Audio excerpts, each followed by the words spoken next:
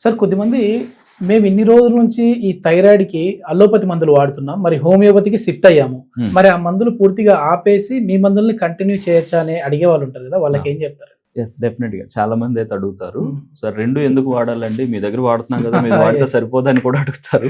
మీరు 2 వాడమని చెప్తారా? యెస్. అంటే ఓకే. దానికి రీజన్ ఉంది. ఆహా! 2 వాడమని ఎందుకంటే ఇప్పుడు ఒక పర్సన్ మా దగ్గరికి ఒక 1 ఇయర్ నుంచో, 5 ఇయర్స్ నుంచో థైరాయిడ్ హ్మ్. డిస్టర్బెన్స్‌తో వస్తారు. హ్మ్. హ్మ్. వాళ్ళు అంతవరకు మెడిసిన్స్ వాడుతూనే ఉంటారు. ఓకే. సో, మెడిసిన్ డిపెండెన్సీలోకి బాడీ ఎక్కువగా వెళ్ళిపోతది.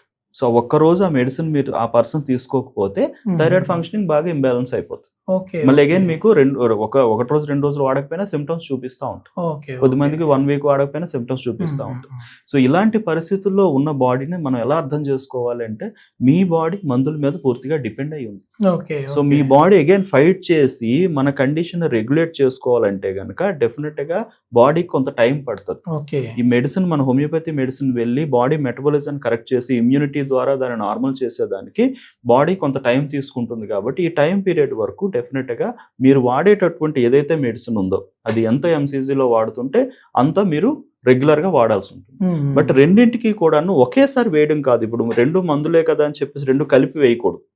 So, okay. కనీసం హోమియోపతి మందులు వాడేటప్పుడు ఏంటంటే, ఆ గ్యాప్ అనేది మెయింటైన్ చేయాలి. మీరు వేసుకునే దానికి ఒక 20-30 మినిట్స్ ముందు, 20-30 మినిట్స్ తర్వాత. ఎటువంటివి వాటర్ గానీ, ఎటువంటి ఫుడ్స్ గానీ ఏమి తీసుకోకూడదు. ఓకే. ఓకే. డైరెక్ట్‌గా టంగ్ పైన వేసుకొని చప్పరించాలి. హుహు. అందుకని మీరు ఏ పక్కన వాడే మెడిసిన్స్ వాడుతునేటప్పుడు దీనికి దానికి minimum half an hour gap gap ఇవ్వాలి. ఉంటే, ఓకే. దానిపైన మీరు ఎంత గ్యాప్ ఇచ్చినా పర్వాలేదు. ఆ గ్యాప్ మెయింటైన్ చేసుకొని వాడొచ్చు. ఎన్ని బట్ రోజుల తర్వాత మళ్ళీ మనం ఈ డోసేజ్ అంటే మీరు తగ్గిస్తూ వస్తారా? అలోపతి డోసేజ్‌ని? యెస్. ఎలా తగ్గిస్తాము అంటే, వన్స్ మన హోమియోపతి మందులతో బాడీ మెటబాలిజం కరెక్ట్ అయిపోయి లెవెల్స్ కంట్రోల్‌లోకి వస్తున్నప్పుడు, ఆహాహా! లెవెల్ అనేది బాగా కంట్రోల్ అవుతుంటే, మనం టాబ్లెట్ యొక్క అవసరం నుంచి బాడీ బయటకొస్తది. ఓకే. అంటే ఓకే. నేచురల్‌గా బాడీ దాన్ని రెగ్యులేట్ రెగ్యులేట్ చేసుకుంటుందని అర్థం. చేస్తుంది. యెస్. యెస్. అప్పుడు బయట నుంచి వచ్చే మందుని మనం గ్రాడ్యుయల్‌గా తగ్గించడం చేయొచ్చు. ఓకే. అంటే ఎంత ఎంసీజీ తగ్గించాలి, ఎన్ని ఎంజీస్ తగ్గించాలి అనేటటువంటిది ఆ రిపోర్ట్ ప్రకారం మనం చూసి చెప్తా ఉంటాం. ఓకే. సో, అప్పుడే తగ్గిస్తే దీన్ని ఇంకా మందులతో మెయింటైన్ చేసి పూర్తిగా దాన్ని తగ్గించే పరిస్థితి వచ్చినప్పుడు హుహు. కంప్లీట్‌గా అలోపతి మందుని ఆపడం జరుగుతుంది. ఓకే. ఈ థైరాయిడ్ ఉన్న వాళ్ళలో ఉదయం లేవగానే కొన్ని లక్షణాలు కనపడతా ఉంటాయి. ఇవి కనపడినాయి అని అంటే మాత్రం మీరు నెగ్లెక్ట్ చేయకండి. అంటే వాళ్ళకి ముందు నుంచి కొన్ని రకాల టెస్ట్‌లు చేయించుకోవడం వల్ల అంటే ఏ టెస్ట్‌లు చేయించుకోవాలో కూడా తెలియదు. హ్మ్.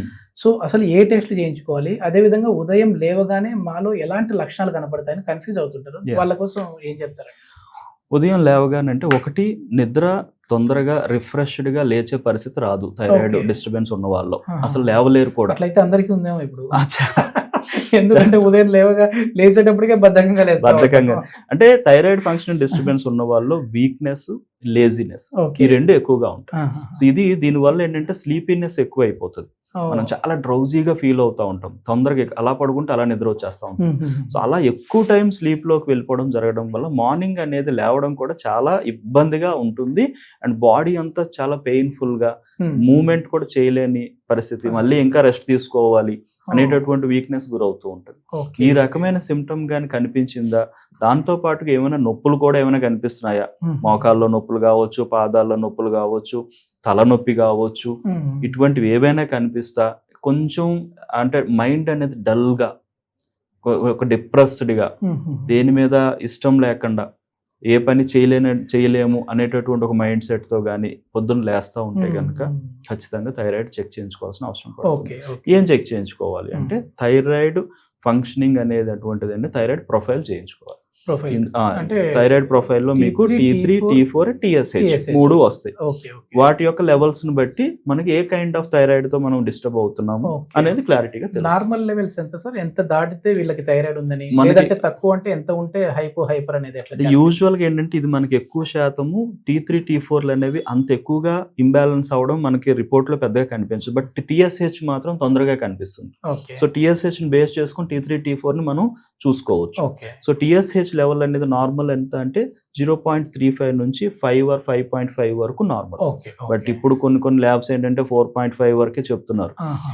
బట్ అంటే ఆ బోర్డర్ లెవెల్ దాటి TSH ఉంది అంటే హ్మ్. ఎక్సెస్ TSH ఉంది అంటే T3, T4లనేవి తగ్గిపోతాయి. ఓకే. ఓకే. అంటే T3, T4 తగ్గితే థైరాయిడ్ ఫంక్షనింగ్ అనేది లో అవుతది. దాన్ని హైపోథైరాయిడిజం అంటాం. ఆహా! సో, హైపోథైరాయిడిజం ఉన్న వాళ్ళు TSH లెవెల్స్ ఎక్కువగా, T3 T4 లెవెల్స్ అనేవి కొంచెం తక్కువగా కనిపించడం జరుగుతుంది. ఓకే. ఓకే. దీనికి ఆపోజిట్ గా హైపర్ థైరాయిడిజం లో జరుగుతుంది. అంటే మ్మ్. ఏంటంటే TSH లెవెల్ అనేది చాలా తగ్గిపోతుంది. మ్మ్. అంటే 0.35 మినిమం లెవెల్ అన్నాం కదా, అంతకన్నా తగ్గిపోతుంది. మన ఆ. రిపోర్ట్ చూస్తే 0.01, 0.001 ఆర్ 0.05 ఇట్లా వస్తాం. మ్మ్. ఇలాంటి పరిస్థితి ఉండేటప్పుడు T3 T4 లో చాలా ఎక్సెస్ అయిపోతుంది. ఓకే. అప్పుడు చాలా స్పీడ్ గా మన బాడీ అనేది మెటబాలిజం జరుగుతుంది. Okay. So hypo and hyper thyroids అని మన రిపోర్ట్స్ ప్రకారం ఈ విధంగా మనం మ్మ్. చూసుకోవచ్చు.